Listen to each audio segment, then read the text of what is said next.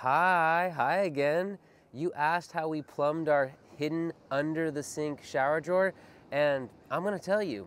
I'm also gonna tell you where to get the supplies so you can do it too. But first, I wanna thank sincerely from the bottom of my heart all of our subscribers for subscribing. We have finally hit 500, right? I am so excited. This is absolutely unbelievable. That means we have this awesome, tiny but mighty cohort, this crew, this family. And maybe I'm biased because it's our group, but our subs are the best.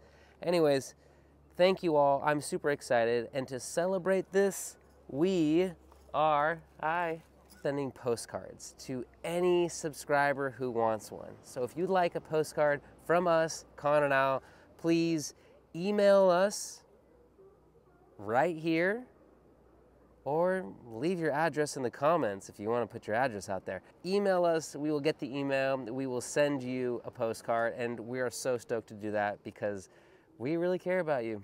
And our subs, again, are the best. Let's get into the drawer. If you remember from our other video where we explained this setup, which if you haven't seen it, check it out. It is right here, and I'll leave it right there in the link below. Our shower is below our sink, which is right there. So we pull our drawer out on 250-pound drawer slides. And I'm gonna flip this around so you all can take a better look. And please excuse the sound in the background. There are seals that sound like dogs barking. So our shower here has been lined with Flex Seal, which is a paint on plastic. It's like a paint on rubber. This is about 18 inches by 24. We have a drain down below that has a still dirty screen to prevent hair from going down. And these drawer slides have locks. So you push these down and it allows it to come out so that it'll stay closed when you need to. And it locks when it comes all the way out. Down below is where it gets pretty cool. Underneath the drawer, we have a fitting. It is a metal threaded fitting. I drilled a hole, put the fitting through, and then you can see the ring, the metal ring right here.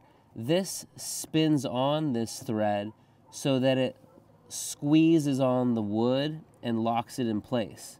This fitting also has a threaded interior part. So I can thread this PVC elbow into the metal, whatever that's called. On the inside, you can see the shape of the hexagonal metal piece right here. And here's that PVC elbow that I screwed into this threaded pipe or tube or whatever we want to call it. This hexagonal piece, I had to use a router to pull out some of the wood so that this dropped in flat. Below this rubber is metal. Again, so that piece drops in, comes through the bottom, and then gets screwed on with this ring fitting underneath.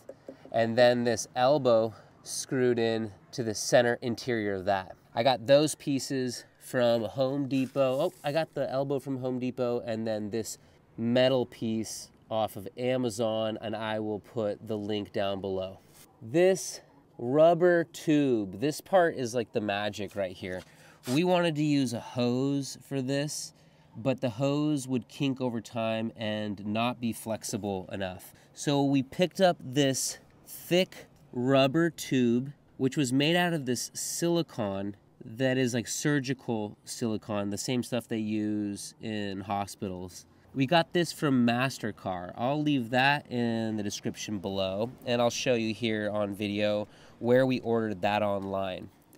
This part, and let me see if I can zoom in for you. This part goes all the way down to another PVC fitting, which I'll explain that again in just a moment, that goes into a reducer, which is that white bushing reducer, and that reducer fits into a regular size plumbing PVC, which is that black piece there. I can't get under the drawer right now. It's a bit of a pain. But if you can see, that PVC runs as a T down into the gray tank below. It also runs up into the sink, which I'll show you in just a moment. So the sink runs down, feeds into the gray water tank. This rubber silicone flexible tubing runs down into the gray water tank. We've saved a lot of space by having everything run together, going to the same gray water tank. We're not crossing the van so that the sink is on one side, the shower is the other. Everything is in line. It saved tons of space, tons of money. We love this design. Let's go under the van and check out the gray water tank.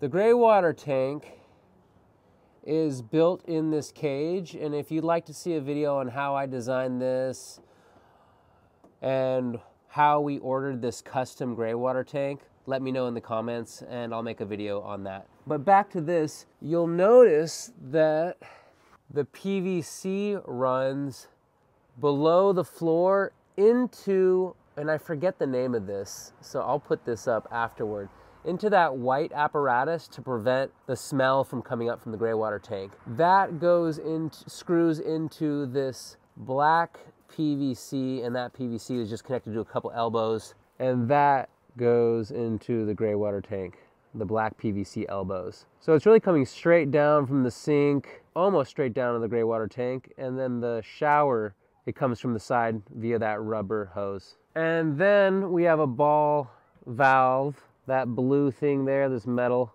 piece, and that is electrical. You'll notice a couple wires coming here.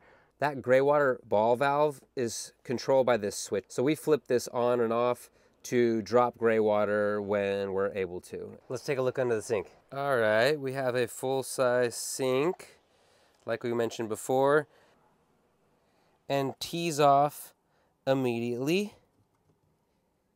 and runs to this side of our sink. This is where it drops straight down into the gray water below. What is this right here? Oh, I think this is Old Greg we got from a New Orleans parade. All right, I hope that answers all of your questions. If you have any more, leave them in the banter box below, or if you have any comments, leave them in the banter box below. We'd love to hear from you. Oh, and if you are a subscriber who wants a postcard, email us your address. We would love to send you one. We just love our crew, our cohort that we've created. You all are so amazing. We look forward to talking to you in the next video. See you soon.